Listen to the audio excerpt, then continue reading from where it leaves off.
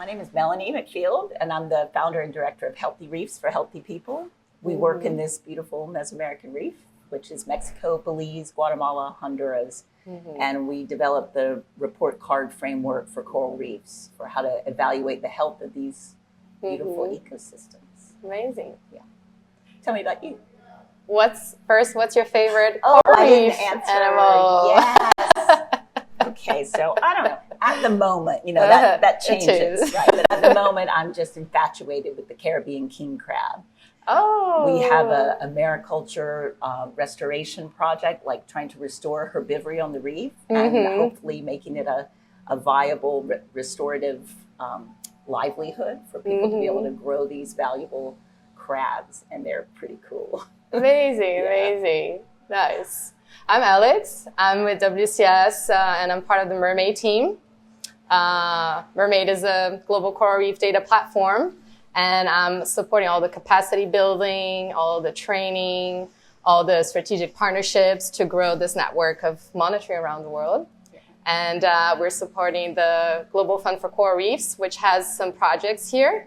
And we're going to be helping creating the impact to measure the data to measure the impact of these projects. Yeah. And I believe Healthy Reefs, MARFund, they have projects with GFCR, right? MARFund is our convening agent for the MAR Positive Invest project. And we do the monitoring and evaluation. So we'll be testing out your tool. Great. And, and putting all the data. I mean, I think that's the way we've got to go in the future, making the reporting as streamlined as possible. Yeah. And we need to start, getting accounting for the whole world. So the way we have accounting for finances, we need to be able to account for the coral reef and the health of the ecosystem. Yeah, definitely. And it's great that some of the data that you're collecting, it's also aligned with some global targets that we have for global biodiversity framework. The sustainable development goals, the biodiversity framework. And I'm the co-chair of the Caribbean chapter of the Global Coral Reef Monitoring Network. And that has been around since 1995. Started with just collaborations of governments, research institutions, NGOs, everyone that's collecting data on the reef. Began to realize we need to share and scale up. It's not just individual scientists like it was in the 60s or 70s. Yeah. So that's what this is about. And we're here in Puerto Morelos to do a workshop to map out our next report. It was 10 years ago was the last Caribbean full report of the health of the Caribbean reefs. So, we have a lot of data options coming in, but we need more data. So, And what's the outlook? Like what? We can't divulge that information yet. We actually don't even have enough data to tell you. But we do know, sadly, that 2023 was a horrendous year for coral bleaching in the Caribbean. It was the worst ever, like orders of magnitude beyond what it had been before. In terms of, even here locally, right? Yes, that had never been hit that Acropora severely. reef that was in really good condition, just mostly died in 2023. So it's going to be a very important report for policymakers. And it's very important to link, biodiversity frameworks with the UN FCC and the climate accords, because the climate people are just not moving fast enough. We're going to feel the brunt of that in the coral reef ecosystem and biodiversity and the oceans. And then everybody. Everyone that depends on the horrible cycle. On these reefs. We have to, that is the overwhelming threat that is so urgent. And these countries that, have stewardship over the reefs are not the countries that are putting all the greenhouse gases into the atmosphere. They haven't benefited from all that development, but they're going to feel the brunt, and their development's going to be shortchanged because of climate change. Exactly.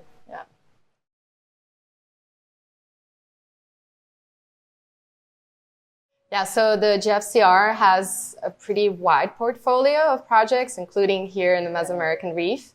And there's a series of core indicators that will help basically keep track of the progress of these projects to also see if we're over-compromising or under-delivering on the targets.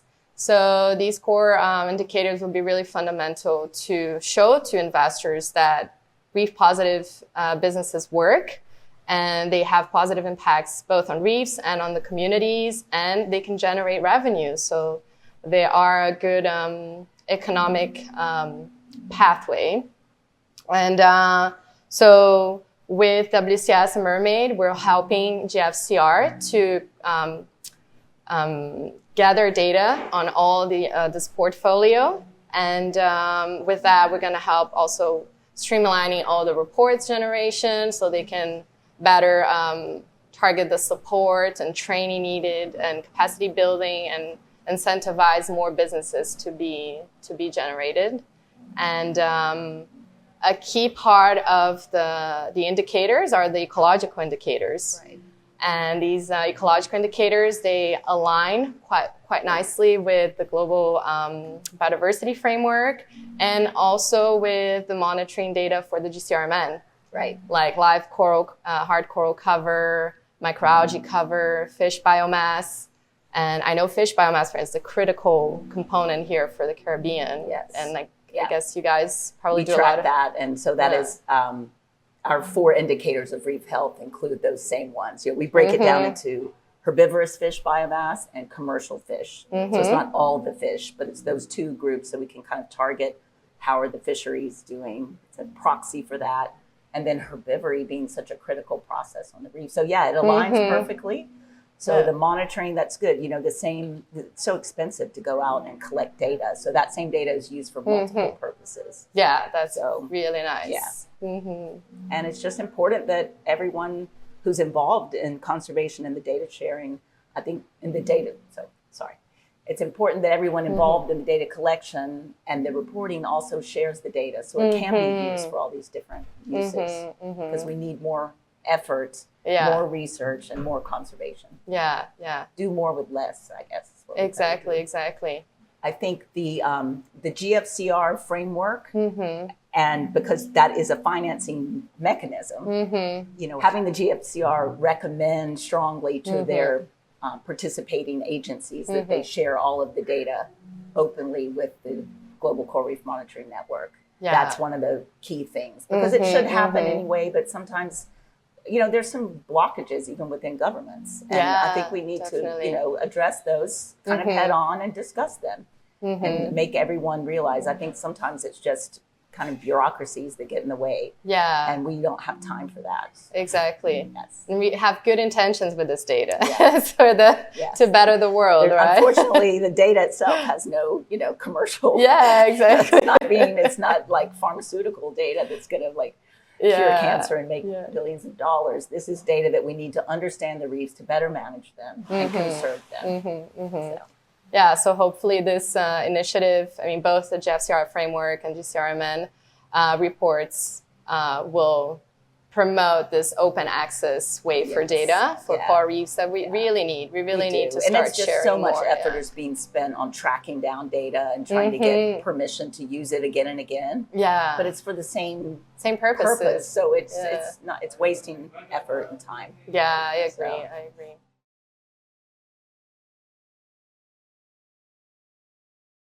Oh, there's so many challenges, in collecting this data. Sometimes I think that's why people don't want to share because they put in so much heartache and effort and pain and suffering sometimes. That's so true. The challenges are weather and teams, someone gets ill and can't make it. And if you're one person short, you can't collect the full set of data. And then there's mechanical problems and boats and GPS malfunctions and different people having their GPS on the wrong datum. And then the data's a little off or your location doesn't seem right. It really is challenging work, isn't it? All the things that can go wrong. And then the main thing is just the financing, and keeping it consistent. Having money every other year to do the work is really challenging. Yeah, and to build that local capacity, right? So you can sustain these monitoring efforts. We've trained over 450 people in this region. And, they're not all still there working. Some are doing another profession now. So but maybe with those efforts, you lift them up to help others and you start maybe their new profession will be like a business leader who will then understand the reef. And exactly. Join the MAR Positive Invest program. Yeah.